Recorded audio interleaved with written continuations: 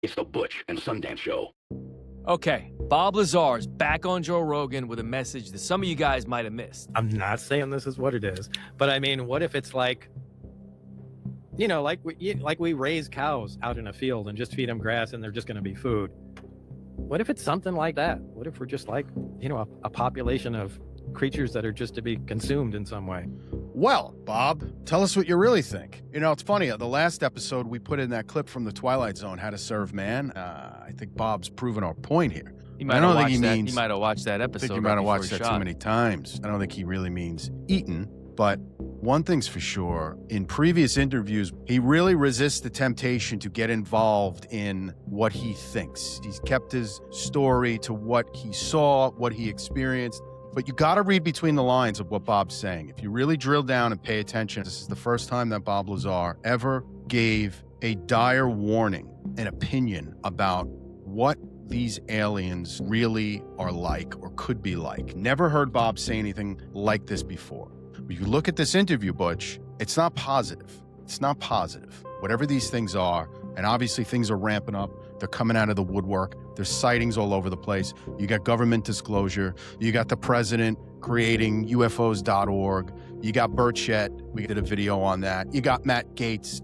You got, who am I missing? J.D. Vance, vice president, giving his opinion on UFOs. You got all these things swirling around. And Bob Lazar comes out of the woodwork again to say, what if at the end of the day, we are like cows to these things? This is Bob. He's not saddled by Jeremy Corbell. He's freeform. This is like sitting at a bar with Bob Lazar and getting his raw, uncut opinion. I don't know if we're to be consumed, but I do think we are. Not physically consumed like eaten, but I mean. It's not physically consumed by like eaten. So by like what then? Because in a prior interview, many interviews since the 80s, our friend Bob Lazar has been saying that these aliens, or whatever the hell they are, refer to us as containers. Humans. Human beings are containers. Containers for what? For a soul? For a spirit?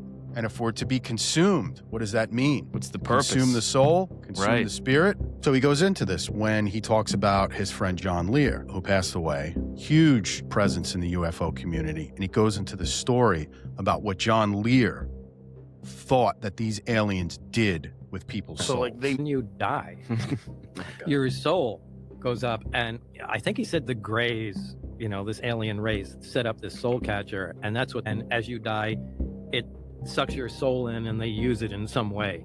So he's talking about John Lear of Lear jet fame. His father, famous for many things among Bill beyond Lear. the Lear jet. Oh, yeah. I think Bob talks about it.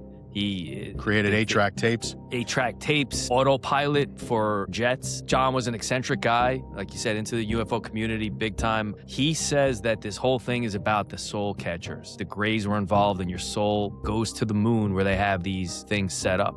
If you're heading to the pearly gates, That's right. Sundance. you got the antenna pointed at you. What's the thought? That it sucks you back to the moon? And then what are you, a prisoner of the moon? He's using the moon, and to me, that the moon where there's catching these souls sounds a lot like what Christians or Catholics may call hell or Hades, place where, right? Something moon? there. And Bob didn't Could come be. out and say it, and John Lear didn't say it, but he was using this terminology that sounds kind of suspicious, if you ask me. Listen, John Lear was an eccentric character, like you said. He said a lot of crazy things in the UFO space over the years. I mean, he had said that the government was working with these aliens since the 1950s, and that a deal was made where these aliens could conduct experiments on humans. And up until this point, the government would deny that. And maybe that's the reason why the government's been hesitant to have disclosure, because you don't want that to get out, that they made this deal and allowed, whether it's American or U.S. citizens or whoever, to get abducted against their will because these superior beings allegedly have this technology that you can't fight against, this advanced tech, this anti-gravity, which may have been traded with the government. I don't know. According to Lear, abductions were a real thing, and they were sanctioned and part of a controlled program where they would track these people. Like, who's the guy we showcased on the show? Whitley?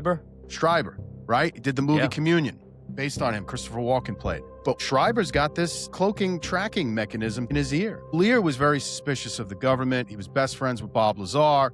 got to know Bob when Bob was before or after Bob was thinking of coming out. He met John Lear, and next thing you know, Bob goes public and his whole life changes. But Lear had some crazy ideas. I mean, he believed that the moon was artificial, right? Like the friggin' Death Star. Right. It was artificial, wasn't natural. It was a constructed object. He thought it was hollow or like a spacecraft placed there intentionally, used as like a monitoring station for the Earth, or in this case, to catch people's soul on the rebound. Our friend Gentili talked about it, I think, on Sean Ryan, about just how strange the moon is. Like, it just doesn't make sense. You have all these pocket craters on the side that's facing Earth instead of, you would think it would be on the other side. Maybe these Artemis pictures that they're about to release might show something different. The moon is the yin and the yang to the sun, and controls the tides, does a lot of things here on Earth. And it's like, how does that actually work? And there's a physics behind it, but it's all of these things have to be in the perfect mathematical unison, right? That we can't even comprehend the level of precision that needs to happen with these things. It was intentional, my friend Butch, but the question is, whose intent was it? That's a good question. Some of the documents that you had at least been alerted to when you're on the base. Humans are containers. Yeah. Likely conclusion is containers of souls. It's just a I would guess. prefer to believe that's not true. Yeah, because we're all in a lot of trouble if that's true, Bob. Yeah, I mean, come on. Well, really what he's saying there, if you think about it, is if we are containers and for souls, and you've got that soul catcher that the Greys have set up, that John Lear spoke of, then we're all going there, right? And if there potentially could be hell for those that believe that there are parallels to what these I'll tell you stories are saying. what's even more interesting, right? Because you ever hear of what's the guy's name? One of the Ingo Swann. He was like the OG of remote viewers, and at one point in time, he remote viewed the moon. And when he did that, he saw a whole organization of people working and doing things led by these gray aliens. So they see him and he got nervous. He's like, oh, they can see me. Even though I guess when you remote view, you're kind of projecting your body.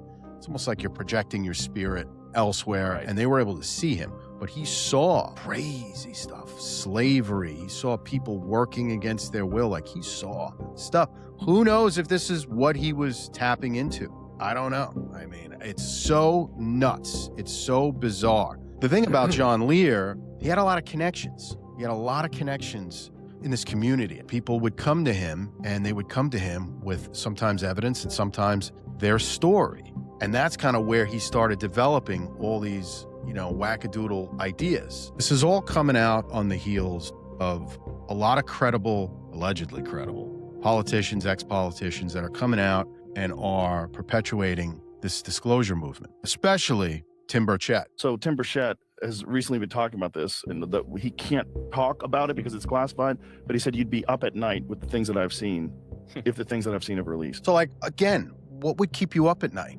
We're all desensitized to this whole UFO thing. We've seen all the movies, thank you, Mr. Spielberg, since we were kids. Why would you be afraid of little benevolent green men coming from Mars, Zeti Reticuli? They want a little technology exchange. Like, what could be so terrible that would keep you up at night? Assuming they are benevolent, as you say, right? I think that's the problem. I think these guys who are in the know that they're not. He said, we just need you to disclose it all. I'm sick of it. I was briefed, and I will tell you this. I was briefed last week on an issue, 2 weeks ago, and it would have set the Earth on. This country would have become unglued. What if all the information is bad? So, I've never seen Bob even go to the negative. Usually he doesn't participate in giving an opinion. Look, we view ourselves at the top of the food chain. What if we're not anywhere near there? I don't think we are. Okay, what if we're just consumables? I feel like he resisted that temptation all these years to create a panic in what he saw and what he knew, but he's no longer doing that.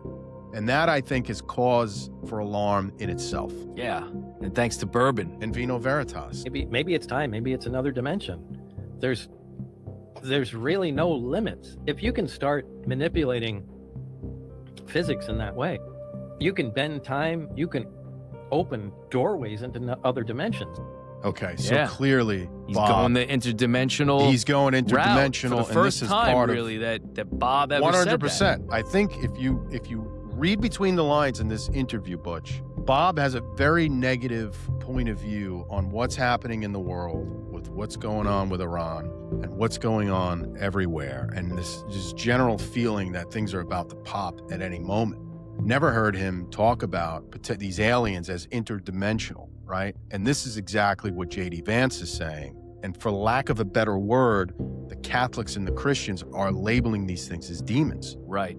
They're labeling this as something biblical. It fits the profile in the Bible. It's the wording that they're using is the word that's familiar, which is what J.D. Vance said. In my religion, this is how we relate to what this phenomena is. So, but I think if you're being objective, it makes sense whether you're a Christian or you're not. If you look at it from that perspective, these things are aligning. And whether it's John Lear talking about the moon base and the soul catchers and hell and Hades and the Bible, starting to see that like there's a through line. Whatever you want to call it. And Jacques Vallée, who was like basically the UFO researching GOAT, he was the guy, pretty sure he was the guy in Close Encounters of the Third Kind, the guy with the goatee and the glasses, and that was Jacques Vallée. He was pretty serious dude, pretty serious guy. He didn't call them demons in a theological sense, but he did propose that UAP aliens were certainly, unequivocally multi-dimensional. It was a paraphysical phenomenon that manipulates human perception. Think about that. Manipulates human perception, meaning they can make you see stuff. And he linked modern UFO folklore to, like, you know, historical fairies and angels and demons and fairies wearing boots. That's right. But a machinery of deception, right? Not a good thing. Not your friends. Not your friends. That's the whole thing. Whatever you want to call it, you can call it. You want to call it a demon. You want to call it, if you're a scientist like Mr. Lazar, you want to call it multidimensional. You want to call it a reptilian? You want to call Some it a people reptilian? call it, a lot of reptilian sightings these days. A lot of celebrities are seeing people shapeshift into reptilians. Is that part of the manipulation of human perception? I don't know. Haven't seen one. Don't want to see one. Maybe it has nothing to do with going. Look, we all want it to be like Star Trek, Right. You know, because Star Trek is really understandable. Right. You go out there, you fly to another planet, you meet the people there, you go to another one. Well, these guys are happy, those guys aren't, you know, and it all makes perfect sense. I don't really think it's like that. He's absolutely right, though. That's what we all want it to be because you can understand Star Trek, Star Wars, all this flying around in space. But if Bob Lazar is saying he doesn't think it's like that, and this is the guy that was studying, working on this craft, these crafts, this technology, it's got to mean something. Here's a guy who put a jet engine, okay, a jet engine. I wouldn't even know how to take a jet engine apart. He put a jet engine in the back of his Honda. Think about that. That's how capable ran it this on, guy is. what did it run on? Like hydrogen or something? Hydrogen. Some kind of Hydrogen. right back 80s. Back then, right? Guess he couldn't get jet fuel. He was on a budget. Ran on hydrogen. He converted it. Okay? Super smart guy. By the book. Got recognized. Somebody read the article, suggested him for the job at S4. The rest is history. You guys know his story. If you don't, I suggest you watch this interview. It's a good one. But he knows a thing or two about a thing or two. Jet You Bet. Was his license plate. That's right. So we really don't know what these things are just yet. We can speculate based on our upbringing, our background, our culture. But one thing's for sure, I wouldn't be so quick to trust them because I don't know that they have our best interest at heart. And if you're still alive, I think you'll see how we differ.